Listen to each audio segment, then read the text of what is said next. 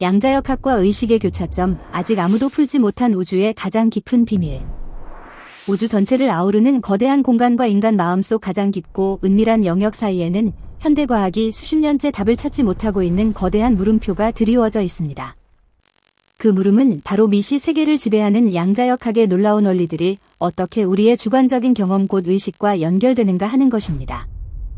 이 문제는 오랜 세월 동안 철학자와 물리학자들을 매료시켰으며 여전히 누구도 완전히 해독하지 못한 미스터리로 남아 있습니다. 이 탐구는 단순한 학문적 호기심을 넘어 우리가 누구인지 그리고 실제란 과연 무엇인지에 대한 근본적인 이해를 완전히 새롭게 바꿀 수 있는 가능성을 품고 있습니다. 양자역학은 20세기 초에 등장하면서 뉴턴 이후 이어져 온 고전 물리학의 확정적이고 결정론적인 세계관을 뿌리부터 뒤흔들었습니다. 막스 플랑크가 에너지가 연속적이지 않고 작은 덩어리 즉 양자 단위로만 존재한다는 개념을 처음 제시한 이후 알베르트 아인슈타인과 닐스 보어, 베르너 하이젠베르크 같은 천재들이 이론을 완성해 나갔습니다. 이들은 물질과 에너지가 불연속적인 최소 단위로 이루어져 있으며 그 움직임은 오직 확률로만 예측할 수 있다는 사실을 밝혀냈습니다. 가장 놀라운 현상 가운데 하나는 중첩 상태입니다. 양자 입자는 누군가가 관측하기 전까지 여러 가능한 상태가 동시에 존재하는 확률적 조합으로 머물러 있습니다. 예를 들어 전자는 관측되기 전에는 동시에 여러 위치에 존재할 수 있습니다. 이는 에르빈 슈레딩거가 제시한 유명한 사고 실험인 상자 속 고양이가 살아있는 상태와 죽어있는 상태가 동시에 중첩되어 있다는 그 기묘한 상황으로 잘 알려져 있습니다. 이 중첩 상태는 파동 함수라는 수학적 도구로 표현되며 관측이라는 행위가 일어나는 순간 파동 함수가 붕괴하면서 단 하나의 확정된 상태로 바뀝니다. 바로 이 지점에서 의식에 관한 가장 근본적인 질문이 시작됩니다. 과연 누가 또는 무엇이 이 파동 함수 붕괴를 일으키는 것일까요? 고전적인 코펜하겐 해석에서는 측정 장치나 관찰자의 개입이 파동 함수 붕괴를 유발한다고 설명하지만 정작 관찰자가 무엇인지에 대한 정의는 여전히 모호합니다. 만약 관찰자가 단순히 복잡한 물리적 시스템에 불과하다면 그 시스템 내부에서도 양자 현상이 일어나야 하고 또 그 현상 역시 붕괴를 일으켜야 하므로 끝없는 무한 후퇴에 빠지게 됩니다. 이 역설을 피하기 위해 일부 물리학자들은 의식 자체가 파동 함수를 붕괴시키는 결정적인 요소라고 주장했습니다. 존 폰 누이만과 유진 위그너는 일찍이 의식이나 정신적 과정만이 물리적 현실을 최종적으로 확정짓는 경계선에 있다고 보았습니다. 의식과 양자역학을 가장 대담하게 연결한 이론은 로저 펠로즈와 스튜어트 하메로프가 함께 개발한 함축적 객관적 축소 이론 곧 오케스트레이티드 객관적 축소 이론입니다. 이들은 의식이 단순히 뉴런과 시냅스에서 일어나는 고전적인 전기화학적 계산의 산물이 아니라 뉴런 안에 있는 미세소관이라는 초미세 구조에서 일어나는 양자 중력 효과와 깊이 연관되어 있다고 주장합니다. 펠로즈는 인간이 튜링 기계로는 도저히 풀 수 없는 비계산적 사고를 한다는 점에 주목했으며 뇌가 양자역학적 과정을 통해 그런 통찰을 얻는다고 보았습니다. 이 모델에 따르면 미세소관 속 튜블린 단백질은 마치 양자 컴퓨터처럼 작동하며 시공간 구조 자체의 양자 요동이 일정 임계값에 도달하면 외부 관찰자 없이도 객관적으로 파동 함수가 축소됩니다. 이 객관적 축소 순간이 바로 우리가 지금 여기라는 의식적 경험을 느끼는 순간이라는 것입니다. 아직 실험적으로 완전히 입증되지는 않았지만 이 이론은 뇌과학과 양자물리학을 하나로 묶으려는 가장 야심찬 시도로 평가받고 있습니다. 한편 뇌는 너무 따뜻하고 습해서 양자 상태가 금방 무너질 것이라는 전통적인 반론도 점차 힘을 잃어가고 있습니다. 2010년대 이후 양자 생물학이라는 새로운 분야가 급성장하면서 생물체계에서도 양자 현상이 실제로 작동한다는 증거들이 쏟아지고 있습니다. 예를 들어 식물의 광합성 과정에서는 빛 에너지가 안테나 단백질에서 반응 중심까지 이동할 때 전자가 파동처럼 동시에 여러 경로를 탐색해 가장 효율적인 길을 찾아낸다는 사실이 실험으로 확인되었습니다.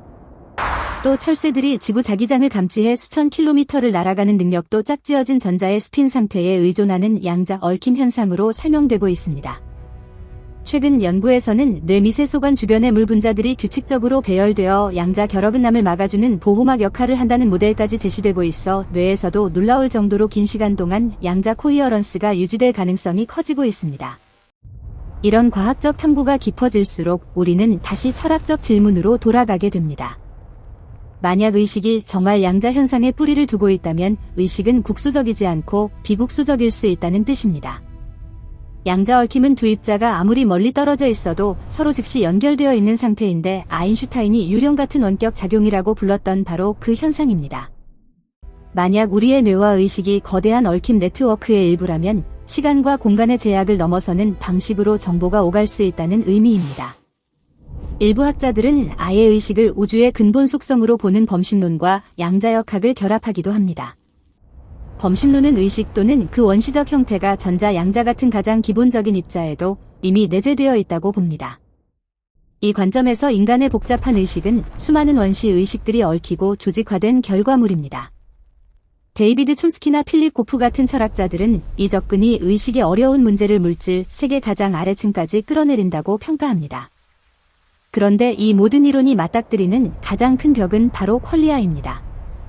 누군가 빨간색을 볼 때 느끼는 그 주관적인 감각을 객관적으로 측정할 방법이 아직 없습니다.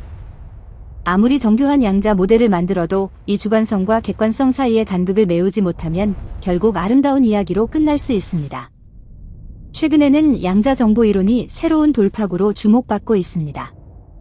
정보가 물리법칙에 따라 어떻게 구현되는지를 연구하는 이 분야에서는 의식을 단순히 계산되는 정보가 아니라 계산될 수 없는 특성을 가진 정보 처리 과정으로 봅니다. 양자 컴퓨터의 큐비트가 고전 비트와 달리 중첩과 얽힘을 활용하듯 그런 양자적 속성을 이용한다면 창의성이나 직관 같은 복잡한 정신현상을 설명할 수 있을 것입니다. 또 하나 주목할 분야는 양자인지 과학입니다. 사람들의 판단이 고전 확률로는 설명되지 않는 순서 효과나 간섭 현상을 보일 때 양자 확률 수식을 적용하면 놀라울 정도로 정확하게 맞아떨어집니다.